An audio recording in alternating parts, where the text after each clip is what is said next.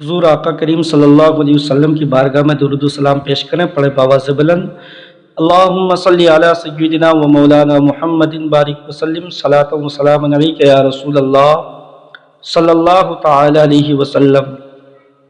حضرات محترم، آپ حضرات ایک واقعہ سماعت فرمائیے، بہت ہی بڑی مشہور و معروف واقعہ ہے۔ آپ حضرات واقعہ سماعت فرمائیے۔ پیارے آقا صلی اللہ علیہ وسلم کے پیارے دیوانوں، ایک دفعہ کا ذکر ہے کہ حضور سیدنا غوث اعظم رضی اللہ تعالی عنہ دریا کے کنارے سیر کے لیے نکلے۔ دریا کے کنارے سیر کرتے کرتے دیکھتے کیا ہے کہ ایک بڑھیا رو رہی ہے۔ ایک بڑھیا رو رہی ہے تو حضور غوث اعظم رضی اللہ تعالی عنہ نے اپنے ایک چاہنے والے کو، اپنے ایک خادم کو بولا کہ جاؤ پوچھ کر کے آؤ کہ وہ بڑھیا کیوں رو رہی ہے۔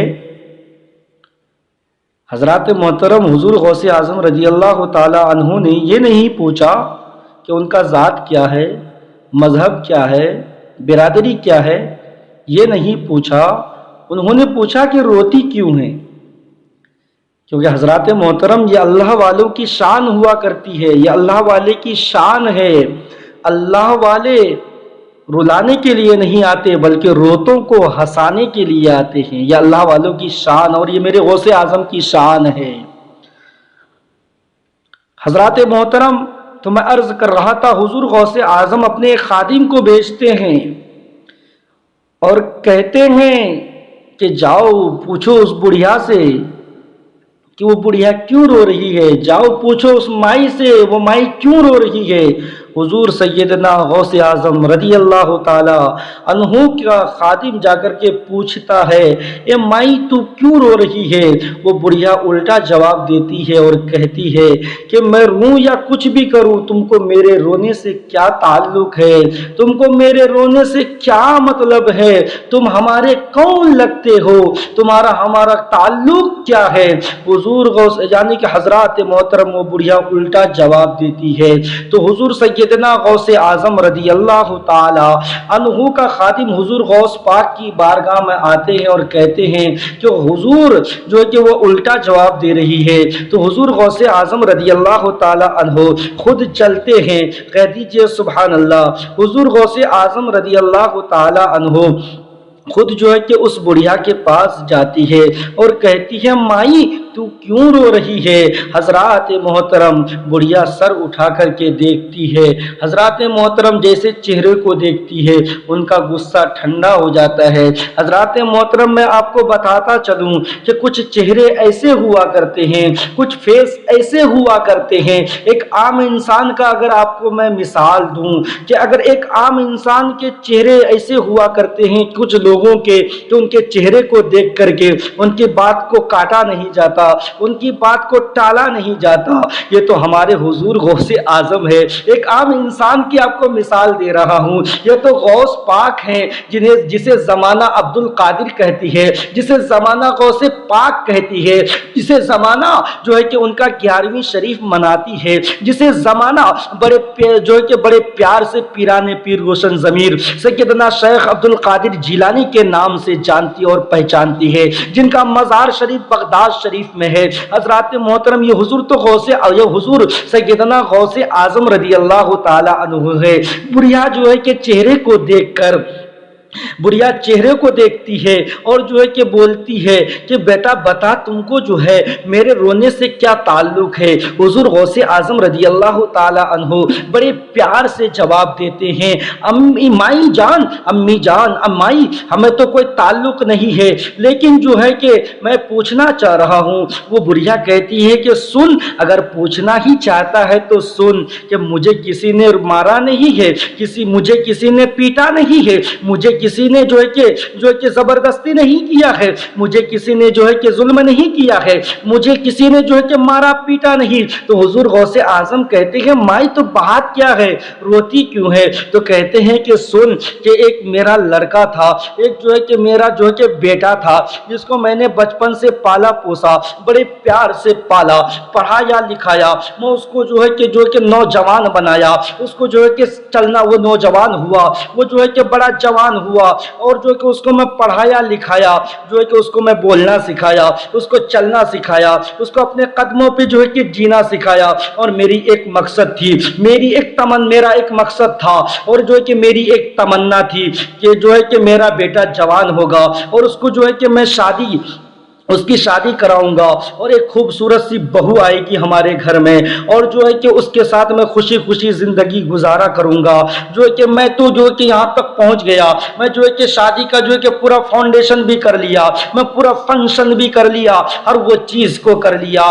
लेकिन बात यूं हुई कि बारात भी गया, बारात लौट करके जो है कि इस दरिया के किनारे आ रही थी। दरिया से जो है कि जैसी ही किनारे लगी कश्ती, कुछ लोग उतरे, कुछ लोग नहीं उतर पाए, और जो है कि तूफान आया, और तूफान की वजह से जो है कि बीच दरिया में जाकर के कश्ती डूब गई। इस वजह से मैं रो रहा हूं। हजरत मोहतरम हुजूर गौसे आजम रजी अल्लाह ताला अन्हो कहते हैं कि माई ये बता कि वो कश्ती को डूबे हुए कितने दिन हो गए?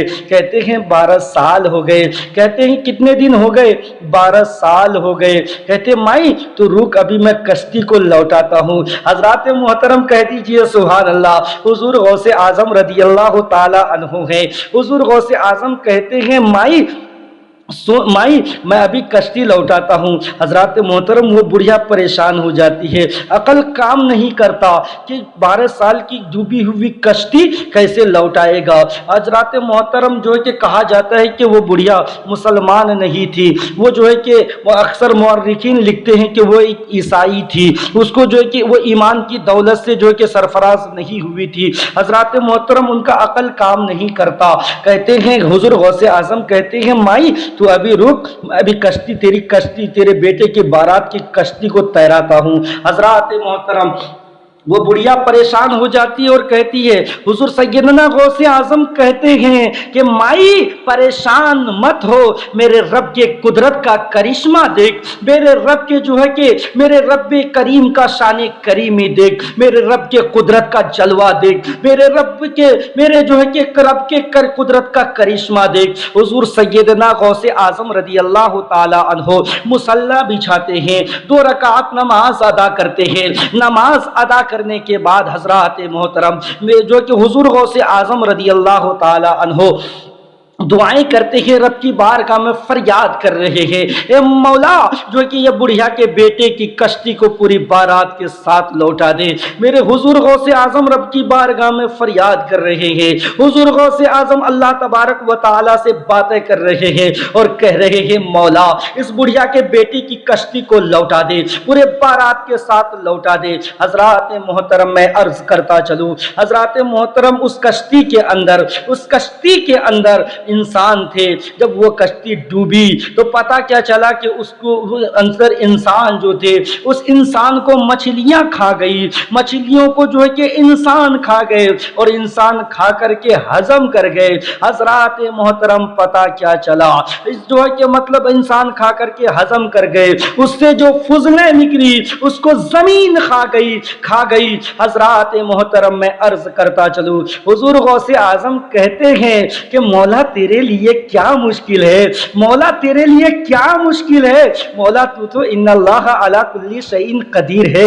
मौला किस बात की कमी है तेरी गली में, दुनिया तेरी गली में, उकबा तेरी गली में। बहरहाल हुजूर सैयदना गौसे आजम रदी अल्लाह ताला अन्हु कहते हैं मौला तेरे लिए क्या मुश्किल है, मौला तेरे लिए क्या मुश्किल है। हुजूर गौसे आजम रदी अल्लाह ताला अन्हु अल्लाह तबारक व ताला से फरियाद कर रहे हैं, हुजूर गौसे आजम से अल्लाह तबारक व ताला फरियाद कर रहे हैं। कहते हैं आवाज आती है कि अब्दुल कादिर कुछ और मांग ले।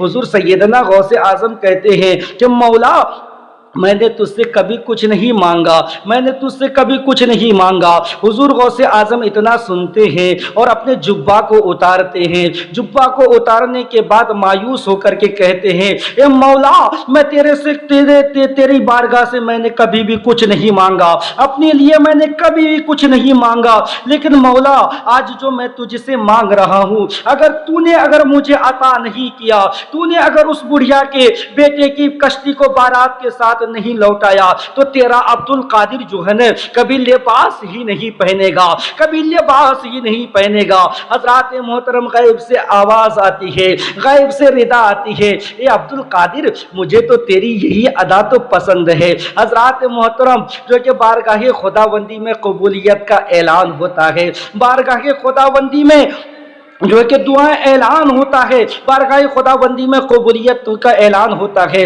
دعا باب اجابت سے ٹکراتی ہے، اور دیکھتے کیا ہے میرے رب کا کرشمہ، قدرت کا کرشمہ دیکھیے، دیکھتے کیا ہے کہ وہ 12 سال کی ڈوبی ہوئی کشتی پورے بارات کے ساتھ دریا میں تیرنا شروع کر دیتی ہے، تیرنا شروع کر دیتی ہے۔ حضرات محترم، وہ بڑھیا دیکھتی ہے، پریشان ہو جاتی ہے، وہ بڑھیا حیران و پریشان ہو جاتی ہے۔ حضرات محترم، وہ ڈوبی ہوئی 12 سال کی کشتی پورے بارات کے ساتھ تیرنا شروع کر دیتی ہے۔ حضرات محترم، حضور غوث اعظم فرماتے ہیں کہ مائی، میں کہا تھا نا کہ تمہاری کشتی کو لوٹا رہا ہوں۔ حضرات محترم، آگے سنیے، حضور غوث اعظم رضی اللہ تعالی عنہ کی یہ کرامت کو دیکھ کر کے وہ بڑھیا جو ہے کہ کہتی ہے، اے عبد القادر، مجھے کلمہ پڑھا اور اسلام میں داخل کر لے، کہ جب تو ایک اللہ کا بندہ کا جب یہ پاور ہے، تو جس خدا کو تو مانتا ہے اس خدا کے پاور کا عالم کیا ہوگا۔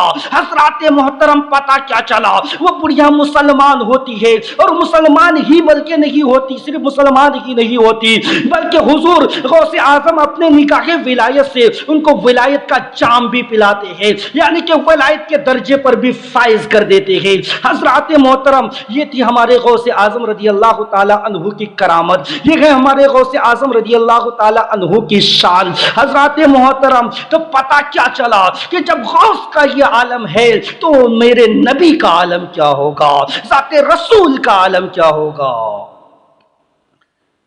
حضرات محترم، یہ ہے ہمارے غوث اعظم رضی اللہ تعالیٰ عنہ کی شان، یہ ہے ہمارے غوث اعظم رضی اللہ تعالیٰ عنہ کا مرتبہ، جو 12 سال کی ڈوبی ہوئی کشتی کو پوری بارات کے ساتھ لوٹا دیے۔ اولیاء کرام جو ہوا کرتے ہیں، وہ اللہ تبارک و تعالیٰ کے فضل و کرم سے، اللہ تبارک و تعالیٰ اپنے فضل و کرم سے انہیں بہت پاور عطا فرماتا ہے۔ اللہ تبارک و تعالیٰ اپنے محبوب بندوں کو کافی طاقت عطا فرماتا ہے۔